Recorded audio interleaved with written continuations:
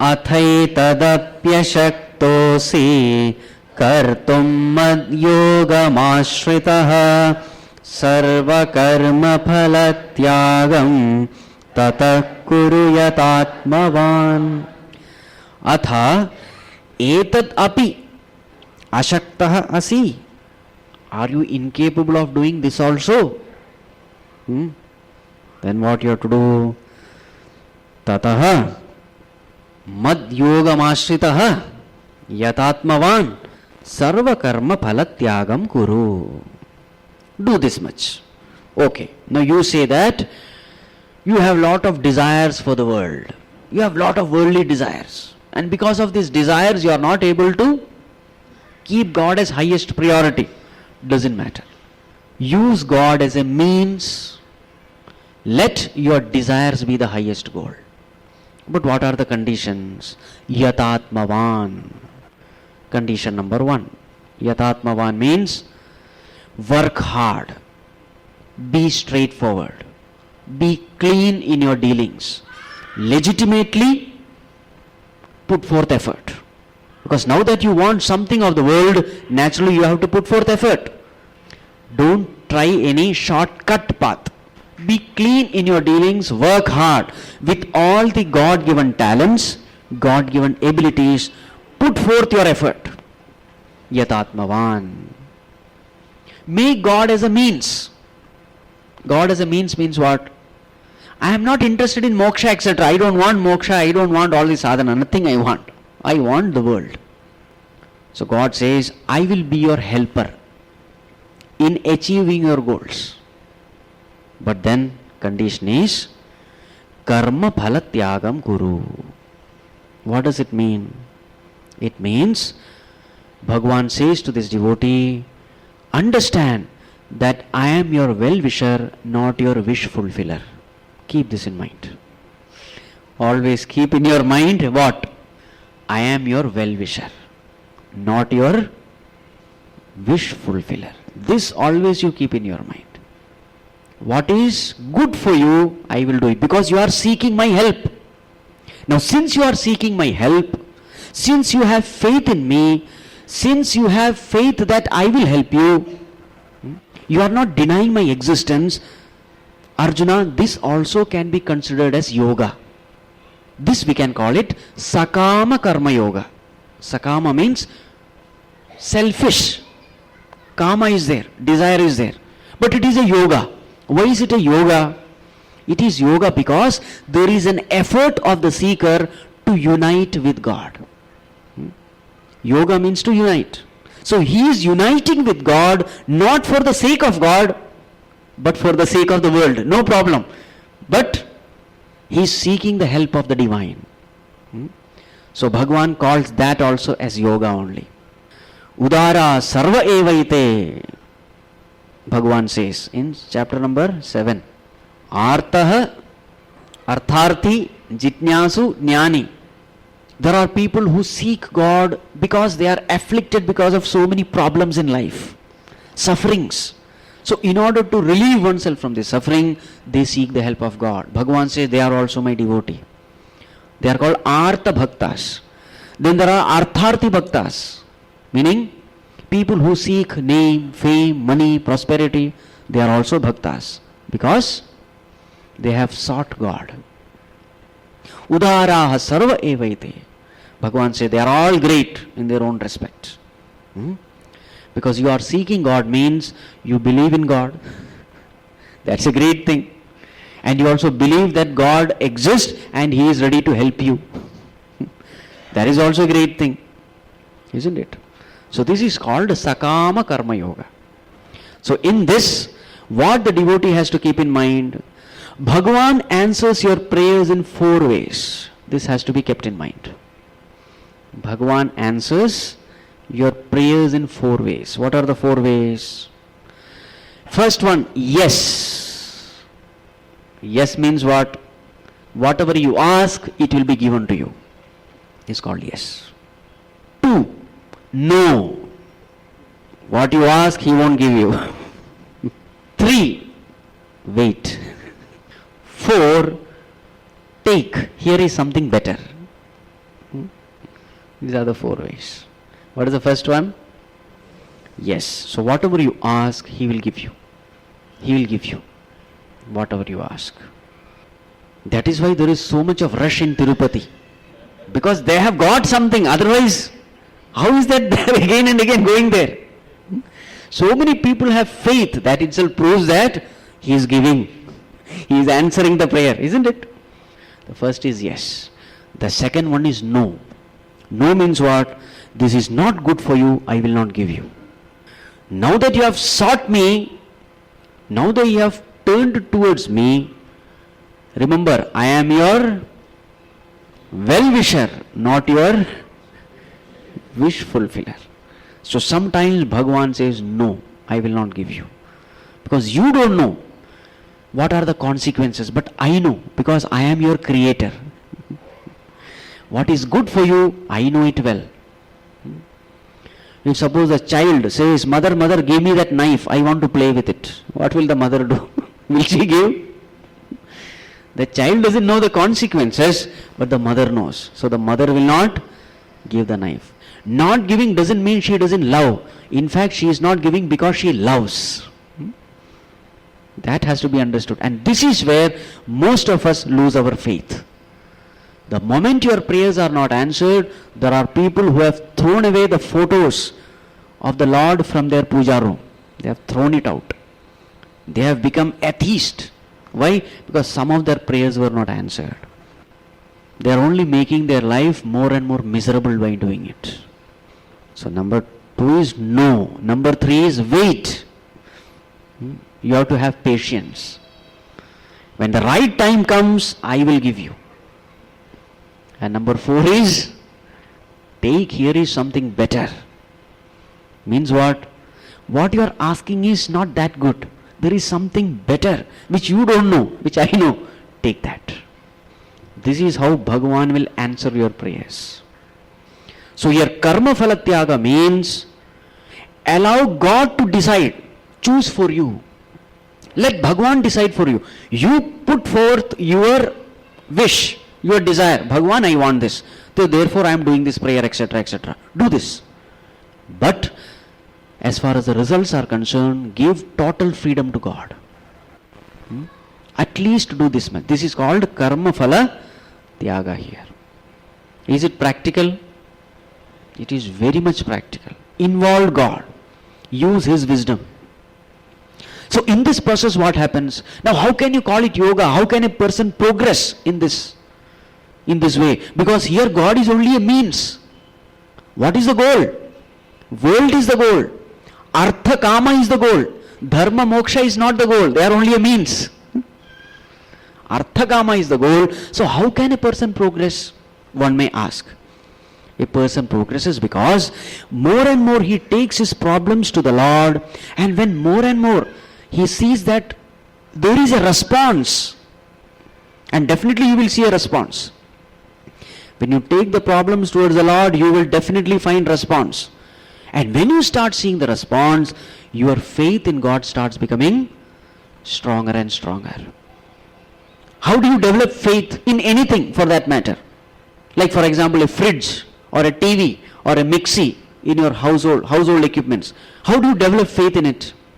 When every time you switch on, when every time it works, you develop faith, isn't it? But suppose there is a TV which sometimes becomes off, sometimes becomes on. What happens to your faith? It is shaken. So, how does your faith become strong? When every time you see something happening, your faith becomes strong. Tomorrow will the sun rise or not? How do you know? You don't know ABCD of that thing. How it is rising, why it is rising, you don't know. But even then, you are sure. How much percent sure? You are 100% sure, isn't it? Till now it has happened. Millions of years it has happened. So definitely it is going to happen tomorrow also. That faith has come because of repetitive confirmation. In the same way, when every time you take your problems to God and test Him, whether He is solving it or not, test Him. And Bhagavan is ready for the test. He has given promises. Name bhakta pranashyati. My devotees will never perish. Yoga kshemam vahamyaham. I will take care of all your yoga kshema. Isn't it? So many promises he has given. Test him whether he fulfills his promise or not. And then you will find that he definitely fulfills it. And when you find this, such happenings in your life again and again, what happens? Your faith starts becoming stronger and stronger. Not only your faith becomes stronger and stronger, your love for God also starts becoming stronger and stronger. Remember, it is not by reading books or listening to lectures that your faith becomes strong. No. The world is given for experiencing, for testing, for experimenting. That is why the world is given. Learn the formula of the scriptures, apply it in the world. Mere studying theory will not do. You have to enter into the laboratory, isn't it? You have to do the laboratory experiments. In the same way, you have to experiment these truths in the world. So then, when this devotee starts finding that there is someone who is really concerned about me, who loves me, who is guiding me, who is protecting me, naturally what happens? Naturally the love and devotion starts becoming stronger and stronger. Love for God starts becoming stronger and stronger. The mind also starts becoming purer and purer.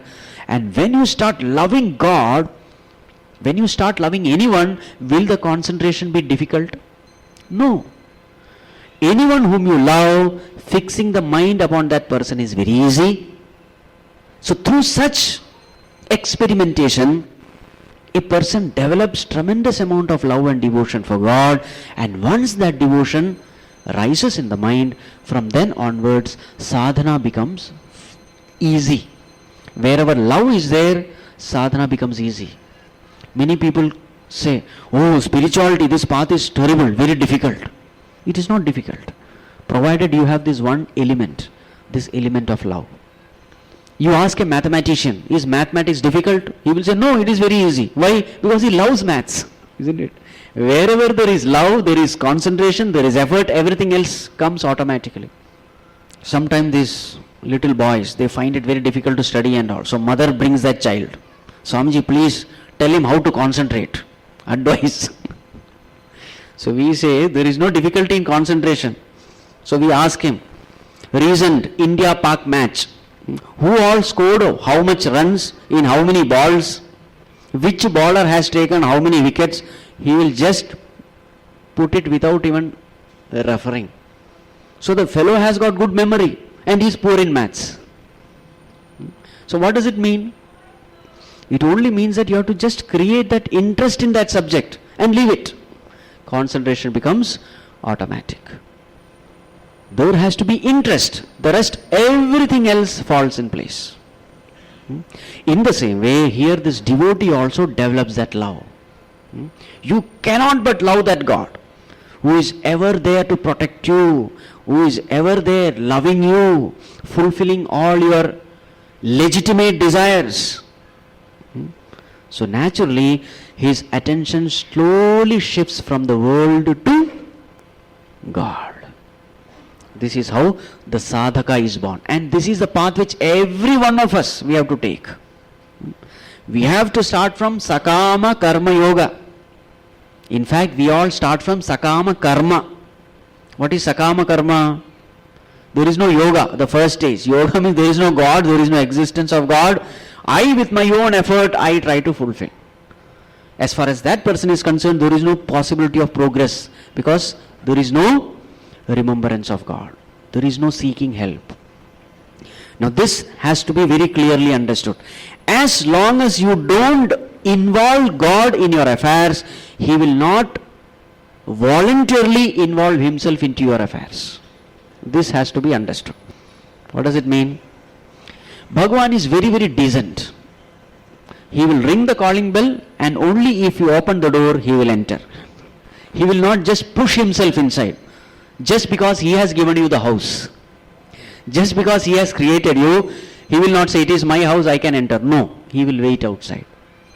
Only if you Only if you allow him inside, he will enter. Something like sunlight. Sunlight will enter your room only when you open the windows and doors. Otherwise sunlight will wait outside. So who has to decide whether the windows have to be opened or not? We have to decide. This has to be clearly understood. If you don't invoke God, he will wait. He will not interfere. So that is called sakama karma. There is no yoga there because you never sought help. That is why everywhere in Bhagavad Gita you will find this line. Sarva dharman parityajya mamekam sharanam vraja. First condition it is. Only if that condition is satisfied, the next line comes. Aham tva sarva papebhyo moksheshyami ma shuchaha. Surrender unto me, I will save you.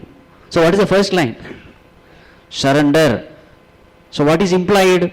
If you don't surrender, I am helpless. Because I can't interfere in your affairs unless you give me permission. You have to give me permission. Because it is your life. You are the boss. This understanding has to be very clear. There was a very famous painter. He had painted a beautiful picture. Jesus holding a lantern, knocking a door. This was the picture. Jesus Christ holding a lantern and knocking the door. So thousands came to see. They appreciated the painting. But one person saw this painting and found a fault. So he went to the painter and said, "Sir, you have forgotten one thing in your painting." So he called the painter. So here the Jesus was there with the lantern knocking a door. So this person said, "Sir, you have forgotten to put the handle of the door." The painter said, "No, it's not a mistake. The handle is not outside, it is inside." Jesus can show the light. Jesus is knocking also. But who has to open the door?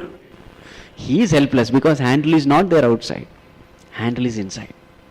So therefore, it is our responsibility to involve God in our life. It is our responsibility. Once that is done, then he takes charge. And once he takes charge, what is your responsibility? Sarva karma phalatyagam. Sarva karma phalatyagam means, Bhagavan, now you are the boss. So therefore, I give you the freedom, the total freedom to take charge of my life. Whatever you give, I accept without complaint, without grumbling. This is the meaning. So Bhagavan says, this also is a yoga. Though you are seeking the world, you are seeking the help of God, and God is willing. God will never say, no, you have not sought me, no, so I will not come. No. He will help you in fulfilling your legitimate worldly desires also. And the very same God will give you that vairagya also, the dispassion also for the worldly desires, and take your attention towards Him. So this is the Sakama Karma Yoga.